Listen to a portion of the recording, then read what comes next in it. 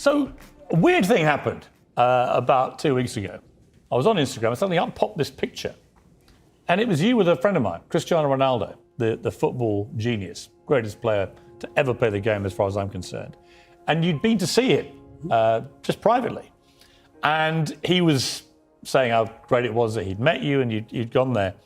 And all hell broke loose. He was bombarded with people saying this is outrageous, legend over, legacy finished, none of which would have bothered him because he'd heard all this kind of thing before. But the venom of it was from certain quarters was so pathetic, it seemed to me. So first of all, what were you doing with Cristiano? Why were you there? Well, he invited me to come and see him, and he had had some trouble in his life a few months ago, and a friend of his sent him some of my videos, and he said he had watched those, and then he read my book, one of my books, and found them very helpful, and he wanted to talk.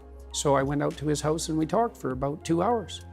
And he showed me all his equipment for keeping himself in tip-top condition, and we talked a bit about his companies, but mostly we talked about what he wanted in the future and some of the obstacles that he's facing while pursuing that. And so we had a strategic conversation, I would say, for about, on those topics for about 90 minutes. Were you, in a way, the Ted Lasso figure in his life? Well, that's what it felt like. He didn't realize he was missing? Yeah. Well, I think maybe he did realize that he was missing it because he seemed to have found it to some degree in those lectures. And so, I always like to hear not only what people are up to, but what they want. And one of the things I loved about my clinical practice, which was very much predicated on this, like, well, you're miserable, let's say, and not to say that he was, because he has a good life in many ways, but if you could envision a path forward out of your misery, let's say, to somewhere better, what would that look like? And it's not a question people ask themselves with enough depth. And then, having developed that vision, what are the strategies that might be put in place to make that more likely? And again, not in a manipulative way, but if you had to conduct yourself in the proper manner to bring about this desirable end, or at least to move towards it, how would you organize your behavior? When someone like Cristiano, who, we know what the personal problem was, he'd lost a baby, he and his partner, was incredibly sad for him.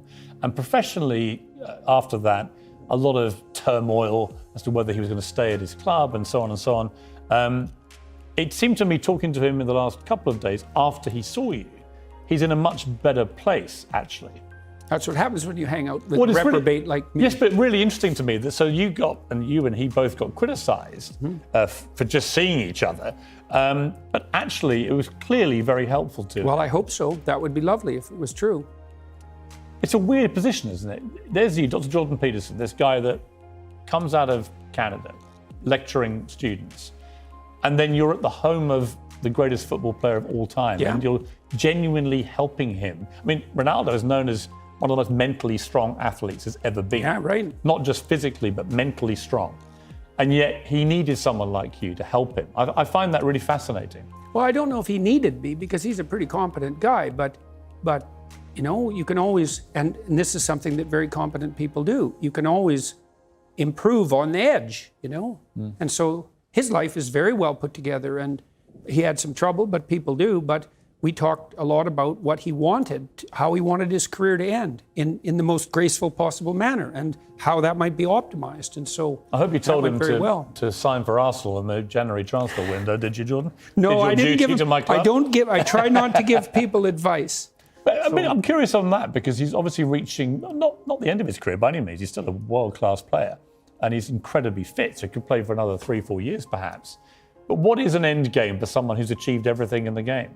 Yeah, well, that's a good question. It's hard for people who have had a stellar career, especially one that's to some degree predicated on youth, to figure out what to do with the rest of their life. Now, he's well set up because he's a very canny businessman and he has a young family and he has lots of friends. And as far as I can tell on that front, he's situated himself extremely intelligently. So I think it looks to me like the transition for him is going to be quite smooth. So, but that's a testament to his wisdom because he made sure that his life was founded on more than one dimension of attainment, and that was very wise. And, does it make you feel good that even people like him can find great solace from watching your lectures?